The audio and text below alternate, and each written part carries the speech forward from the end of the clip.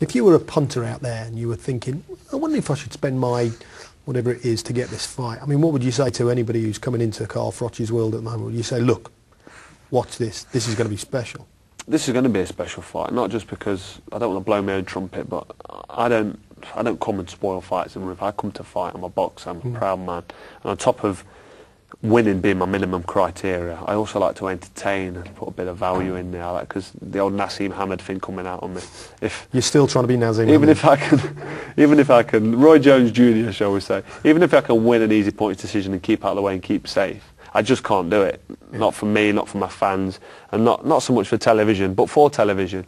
I want people to remember me for being, you know, something a bit special and something exciting. And when people tune in to watch me fight now, I do get that feeling. People are like, I'm not missing that fight. I can't miss it, no chance. After the Pascal fight, I think it was the 2nd Battalion, I can't remember which regiment it was, but the army boys out there, I've got a friend who works out there on doing a bit of television, and they drafted in an army vehicle with a satellite dish to pipe up the Taylor fight.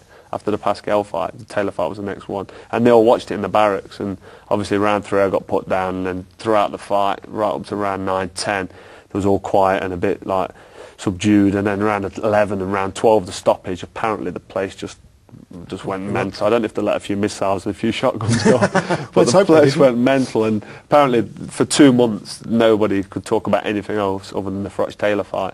And that's the kind of excitement I leave in with fights, and the mentality I've got and what I bring to the game, and that's what I like about the sport. So there's no dull affairs where I'm concerned. If Kessler decides to box and move, I'm not going to box and move with him and pick him off at the outside and try and just nick a decision. I'm going to step inside and close the distance and make him fight. If he comes to fight, I'll box and move for a little bit. Let him come and do what he thinks he can do best.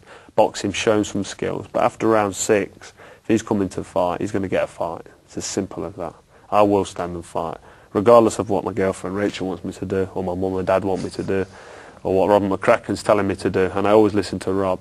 If the opportunity presents itself, which I'm sure it will, whether it be round 6 or round 8 or round 10, where we're stood flat-footed in front of each other, having a good old-fashioned passionate tear-up, I love nothing better than that. My hairs are standing up, my neck. I'm thinking of that though. I love it, I love it. So I'm going to get involved. Well, bring it on. It's as simple as that. I think we just want to bring it on because this is just an incredible night of entertainment we're going to get. Exactly. As far as I'm concerned as well with the Super 6, if I beat Kessler by knockout, which is what I'm looking for, that's 3 points, that's securing me semi-final and final. Even though I know I'm going to beat Abraham. If there's a disaster and a problem in the Abraham fight, and somehow I don't come out of any points in that, I still feel I've got the points by knocking Kessler out and forcing the stoppage. I've got my 5 points. I've got my 2 for the win. I've got my 3 for the stoppage. So I'm looking for the stoppage. And I know he's going to be looking for the stoppage because he's on 0 points. Yeah. And this is where it gets interesting with the Super 6. It's not a normal Froch-Kessler fight where he might box a bit, I might try and outbox him. I'm looking for getting myself in the semis and the finals. He's looking at keeping himself in the competition. So we're both looking at causing some damage. Should be a memorable night. You're going to be there, Rachel. I am. Front cheering row. on. You're going to be the lucky mascot. Screaming as usual. She's the only person I can hear. Shut up. I'm trying to concentrate. I've got a big mouth. Scousers are known for being able to be heard. Best of luck, Carl. Thank you, Niall. Well, I hope you found that as enjoyable as I did. Absolutely fascinating chat with Carl, his girlfriend Rachel.